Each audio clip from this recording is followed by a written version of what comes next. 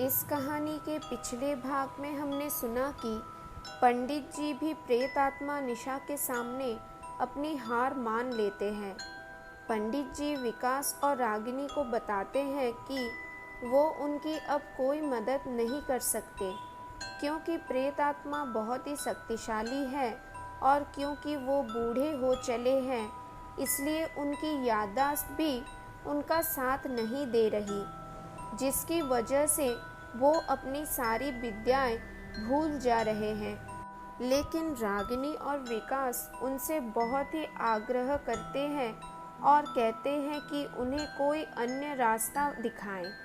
तब पंडित जी बोलते हैं कि वो कम से कम उन्हें इतनी जानकारी लाके दे दे कि उनसे पहले इस घर में कौन रहता था और ऐसा क्या हादसा हुआ था कि जिसकी वजह से वो प्रेत आत्मा यहाँ रह रही है, तभी वो उनकी कुछ मदद कर पाएंगे। विकास और रागिनी मान जाते हैं। वो पूरी रात रमेश के घर पर गुजारते हैं और अगली सुबह रमेश के साथ वो बिल्डर से मिलने के लिए निकल जाते हैं। अब आगे सभी बिल्डर के ऑफिस पहुंचते हैं। इत्तेफाक से मिस्टर प्रधान शिवम प्रॉपर्टीज़ के मालिक ऑफिस में ही मौजूद थे, जिनसे विकास ने अपना घर खरीदा था। मिस्टर प्रधान रागिनी और विकास को देखते ही पहचान जाते हैं और कहते हैं कि अरे विकास जी, आप प्लीज़ बैठिए ना, कैसे आना हुआ? कोई नई प्रॉपर्टी लेना चाहते हैं क्या? विकास कहता है अरे नहीं, हमें कोई प्रॉपर्टी नहीं लेनी, हम तो बस अपनी कुछ जानकारी लेने आए हैं। मिस्टर प्रधान कहते हैं किस सिलसिले में? विकास फिर कहता है जी, आपने जो घर हमसे बेचा था उस सिलसिले में। मिस्टर प्रधान, उसके बारे में तो पहले ही मैं आपको सब कुछ बता चुका हूँ, तो आप अब क्या पूछना चाहते हैं? विकास कहता है प्रधान जी, आप गलत बोल रहे हैं। आपने सब कुछ बताया, लेकिन ये नहीं बताया कि वो घर भूतिया है। मिस्टर प्रधान कहते हैं जी देखिए, हम बिल्डर हैं, हमारा काम प्रॉपर्टी खरीदना और बेचना है।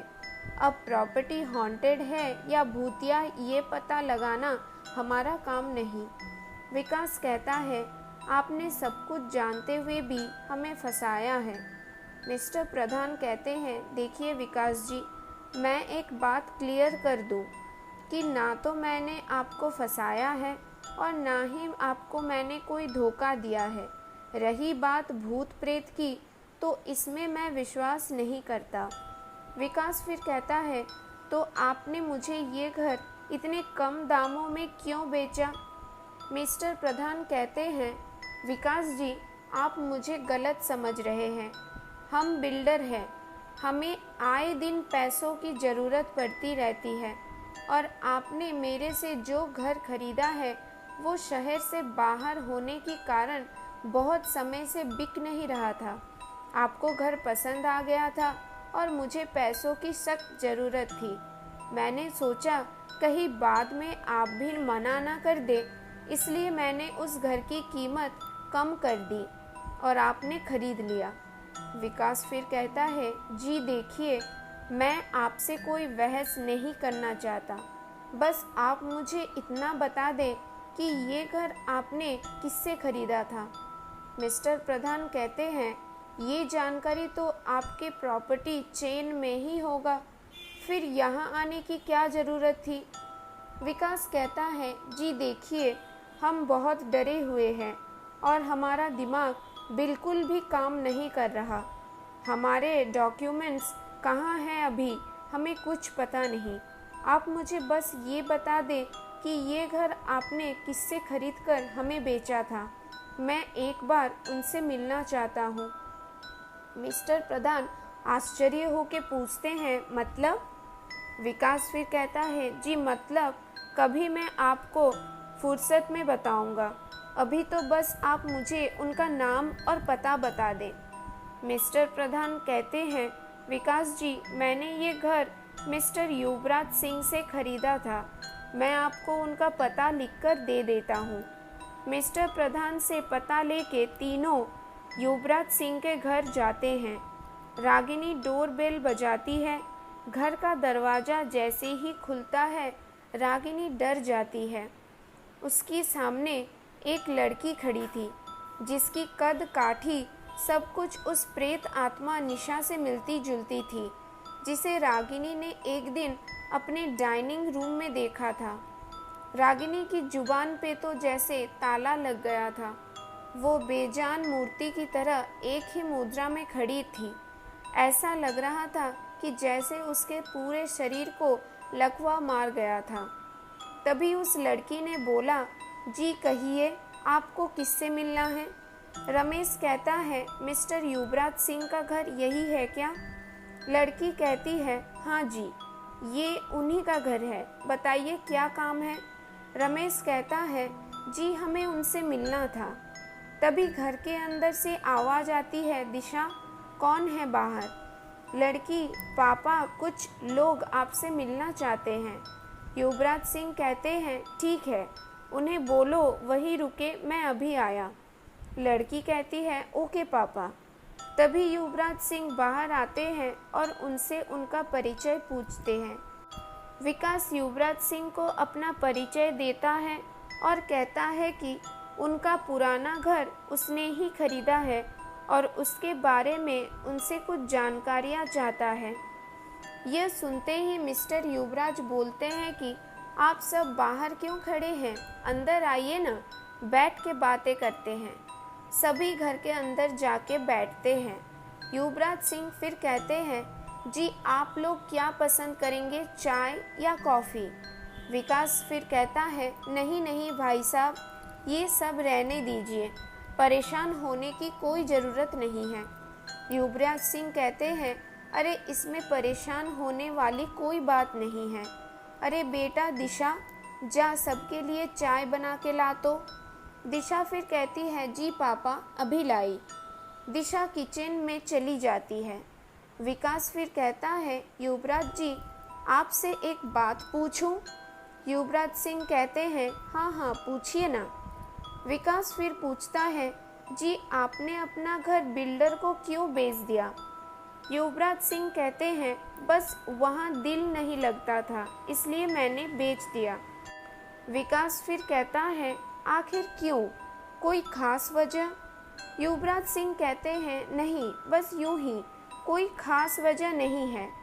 विकास फिर कहता है, युवराज जी अब उस घर में मैं रहता हूँ और उस घर में बहुत कुछ खास है। युवराज सिंह कहते हैं, मैं समझा नहीं। विकास फिर कहता है, जी मुझे तो लगता है आप कुछ समझना ही नहीं चाहते या फिर कुछ छिपाने की कोशिश कर रहे हैं। युवराज सिंह कहते हैं, नहीं तो, ऐसा कुछ भी नहीं है। विकास फिर कहता है, क्या आपको नहीं पता कि वो घर हॉन्टेड है? युवराज सिंह कुछ देर के लिए शांत हो जाते हैं और फिर एक लंबी सांस लेते हुए कहते हैं कि क्यों, ऐसा क्या हुआ कि आपको लगा कि वो घर हॉन्टेड है? विकास फिर कहता है, क्यों आपको नहीं लगा? अच्छा, आपने वो घर क्यों बेच दिया?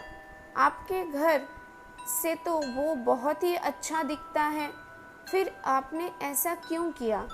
युवराज सिंह कहते हैं, जी वो मेरा पर्सनल डिसीज़न है। मुझे नहीं लगता कि मुझे आपको सब कुछ बताने की ज़रूरत है।